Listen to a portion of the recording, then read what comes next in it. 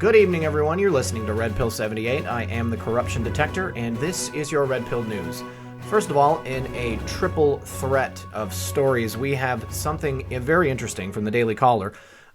Liddle Adam Schiff has responded to Donald Trump Jr.'s leaking accusation. We all remember Adam Schiff, the serial leaker. Well, he says it's not a leak. It's exposure.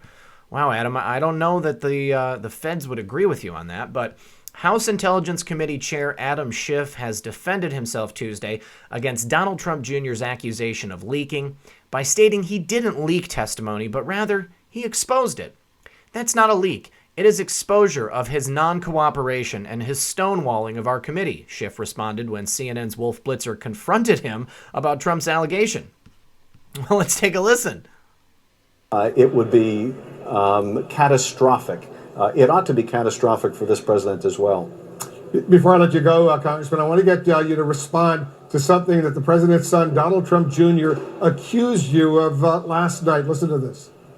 Out of testimony at about 8 o'clock at night looking, and CNN is running quotes from noon on about my testimony, in the House Intelligence Committee. I mean, that has to say something about what's going on in there. Since he's never met a camera he didn't love, I would bet a lot of money that it was him. Out of testimony at about 8. All right, you heard, you got the point. You want to respond? Sure. He's been making this claim all along. What upsets Don Jr., and I can understand why he's upset, is he was saying publicly, I'm fully cooperating with Congress, I'm answering all their questions, and then he goes before our committee and refuses to answer a whole host of questions, making completely fallacious claims of privilege. And we called him out on it, as we have done with other witnesses. Now, he calls that a leak because we exposed the fact that he refused to answer questions and was making up some attorney-client privilege to cover conversations between he and his father when neither is an attorney nor the client of the other. So that's his upset. That's not a leak. It is exposure of his non-cooperation and his stonewalling of our committee. So specifically what he says when he accuses you of leaking his testimony, leaking information, you're saying... Go ahead. Well, what I'm saying is we have always maintained the position that while we won't talk about the substance of a witness's testimony in closed session, we will reveal whether non-cooperative so that they cannot mislead the public into thinking that they're coming and answering all of our questions. And that is not only a practice that we have had, but also my colleagues in the GOP have from time to time used the same practice. For example, when Steve Bannon came in and stonewalled our committee, they were more than willing to go out publicly and say, he's not answering our questions. So that's been our practice, both Democrats and Republicans. Don Jr. may not like it because he wants to maintain a facade of cooperation, but that is the reality. So just to be precise, yes or no, did you leak any of the information from his testimony? No, I don't leak, but I do talk about witnesses who are not willing to cooperate. While I don't go into the substance of what they have to say, I do expose when they're making fraudulent claims of privilege. Congressman Schiff, thanks so much for joining us. Thank you. Okay, guys, I don't know about you, but it sounds like Adam Schiff was saying that he leaked. If you are revealing testimony given behind closed doors in a closed session to reporters, then that is a leak of information. You can discuss what happened without saying specifically what the person said, and you're still leaking the information. If you're talking about something, you have access to top secret documents. You have top secret clearance, and you are discussing the substance of a document with someone, you're leaking that information. All right? Adam Schiff is a serial leaker. This man needs to be held to account on this. And, of course, we heard what he said here about him making the false claims. Trump told Fox News earlier in the day he believes there's a 99.9% chance Schiff is the guy who has been leaking private testimony that he gave in 2017 when he appeared before the House Intelligence Committee to discuss the now infamous Trump Tower meeting. I came out of testimony 8 at night, and CNN is running quotes from noon on about my testimony. In the House Intelligence Committee, Trump said. I mean, that has to say something about what is going on and who they are. Since Schiff has never met a camera he didn't love, I would bet a lot of money that it was him. Now he calls that a leak because we exposed the fact that he refused to answer questions and was making up some attorney-client privilege to cover conversations between he and his father when neither is an attorney nor the client of the other. Schiff contended Republicans and Democrats alike expose information in a similar fashion. And he goes on to say that it's the Republicans and the Democrats both doing the same thing. Well, to me, this is leaking. Adam Schiff has broken the law, and I think that he needs to be brought up on charges. He needs to be brought to justice. Adam Schiff is one of the worst offenders of the disgusting, depraved acts that we are fighting against in the American Congress. Next, from the Gateway Pundit. This is incredible. A former Democrat has said that the truth is Democrats won't build the wall because they're under the influence of the Mexican Mafia. Wow, that is a big claim. A former Democrat and current Trump supporter unloaded on Democrats. Jeffrey Peterson says the reason the Democrats will never support the border wall, the reason is that they are being paid off by the Mexican cartels.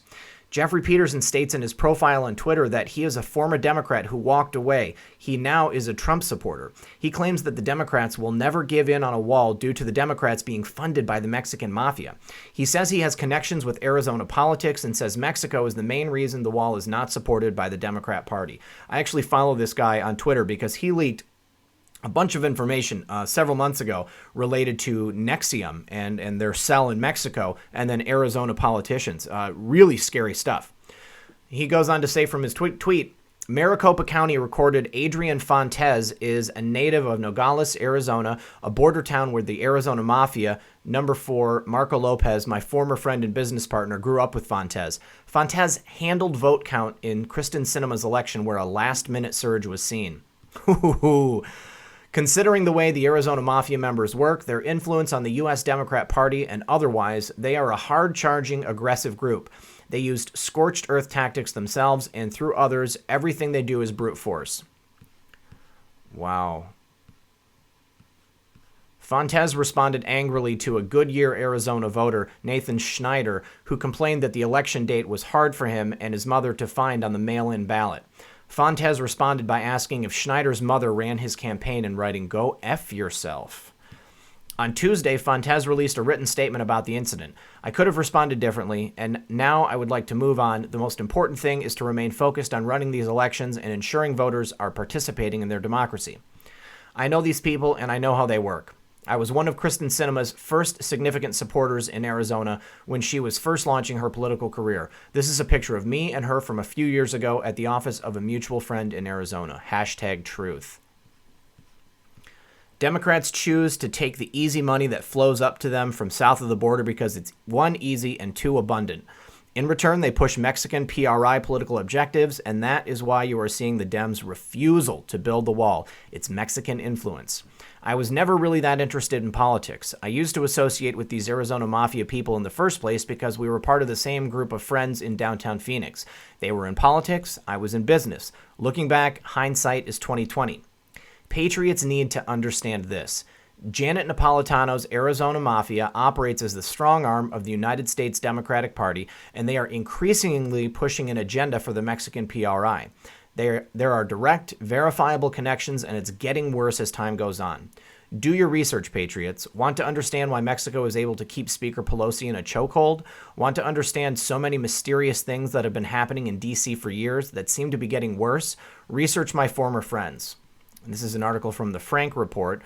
This is the guy that used to be the public relations guy for Nexium, and he came out against them after things started going bad. The signs have been there for years, and they're out in the open for anyone to research and understand. As it turns out, Arizona Mafia number 2, disgraced former U.S. Attorney Dennis Burke, was involved in illicit arms trafficking to Mexican cartels. Wow, Dennis Burke's leaking a Fast and Furious memo in 2011, the day after a high-ranking Justice Department official blasted former U.S. Attorney Dennis Burke for lying. We can check out that article in a minute. Napolitano herself is apparently still involved in the unexplained. In this recent report, Napolitano's office at the U of CA was accused of hiding tens of millions of dollars from her employer and creating a secret spending plan. #Mexico, anyone? California auditor slams UC president's office over $175 million. Wow. Many of my followers know I first mentioned corruption by my former Arizona Mafia friends when I posted on Twitter in July of 2018 about possible improprieties in dealing with them and the Nexium cult. Dennis Burke is now under investigation. Yep.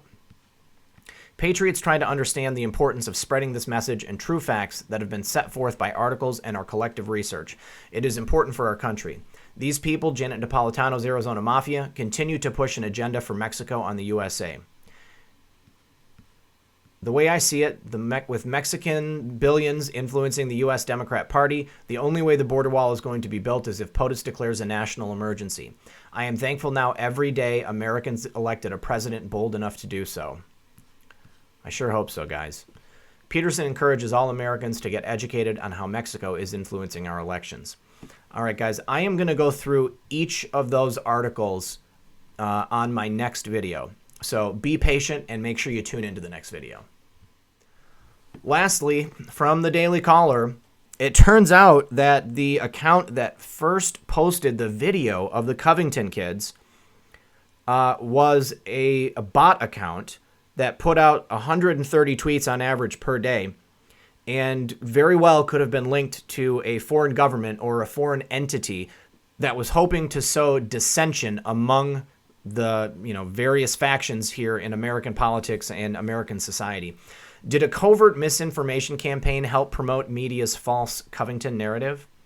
Some tech experts worry the Covington story might have been a well-orchestrated misinformation campaign by internet trolls. Twitter suspended an account some in the media believe was responsible for making the Covington story go viral, but experts worry there were internet trolls pushing the story all along. CNN tech reporter Donnie O'Sullivan floats the possibility Facebook and Twitter might one day determine that Russian trolls were behind the pushing of the Covington narrative, stoking both sides. Twitter suspended an account that was allegedly responsible for stoking most of the drama surrounding the Covington incident, but some experts believe that profile and others are part of a wider effort to sow division. I would not doubt it. The social media platform removed the account after analysis revealed the profile at 2020 Fight posted a caption and a minute-long video of the confrontation between the Covington High School students and the American Indian activists. Data revealed this video appeared to be the primary force driving the conflagration. This MAGA loser gleefully bothering a Native American protester at the Indigenous Peoples March, the caption on the video read. The bio attached to the account described the author as a teacher and advocate, fighter for 2020. The account tweeted an average of 130 times per day to more than 40,000 followers. The original video, which was tweeted out Friday, was viewed at least 2.5 million times and was retweeted roughly 14,400 times.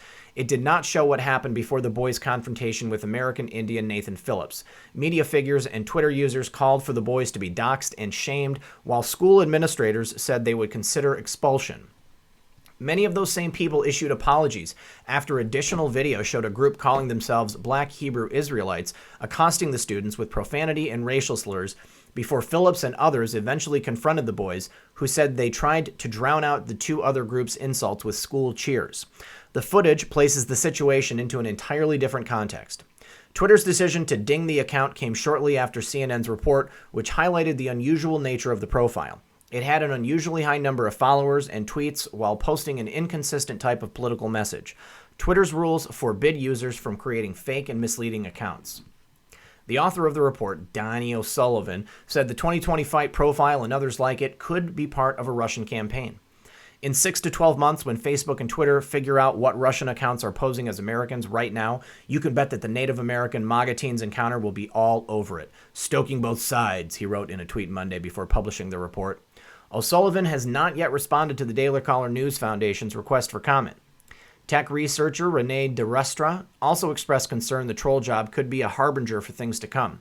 Between this and the fake account pretending to be Nicholas Sandman that was getting thousands of RTs ginning up the righteous indignation rage machine, this story is likely to go down as a cautionary tale for media, audiences, and social platforms, DeRestra said in a tweet Monday. She was referring to Nick Sandman, one of the boys at the center of the Covington controversy. One of DeRestra's projects is New Knowledge, a cybersecurity firm that provided a report in December to the Senate Intelligence Committee that fleshed out to the degree with which Russia used social media to affect the U.S. presidential election in 2016. Russian operatives, through a company called the Internet Research Agency, spread messages through YouTube, Reddit, Tumblr, Pinterest, Vine, and Google+, along with Facebook and Twitter to rile up tensions between Americans prior to that year's vote. The black community was targeted extensively with dozens of Facebook pages and Instagram posts, the report notes. Still, there is a significant disagreement about the degree in which the ads swayed opinion. Most of the ads did not focus exclusively on then Republican presidential nominee Donald Trump or then Democratic presidential candidate Hillary Clinton, and the ad sales amounted to a mere $100,000. It was a paltry sum during a campaign where both sides spent tens of millions of dollars. In an ironic twist, DeRestra's group also reportedly created thousands of Twitter accounts posing as Russian bots to boost Democratic Alabama Senator Doug Jones' election year fight against Republican Roy Moore. The phony bots began following Moore's Twitter account in October 2017. Operatives with NK also created a slew of Facebook accounts to Alabama voters as well. Analysts argue the campaign was unlikely to have made much of an impact. But the Misinformation Project attracted attention from local and national media, falsely suggesting Russia was backing Moore's candidacy. The Montgomery Advertiser, for one, was the first to cover the story using the Russian bot angle. National media outlets quickly followed suit. Twitter refused to comment specifically about whether a network of phony accounts was driving the bulk of the conversation regarding the Covington quagmire, but the company did tell the DCNF it believes that 2020 Fight account originated from inside the U.S., though it's difficult to say for certain. Well, I think they're right about one thing. I think that this is the future of discourse in the United States.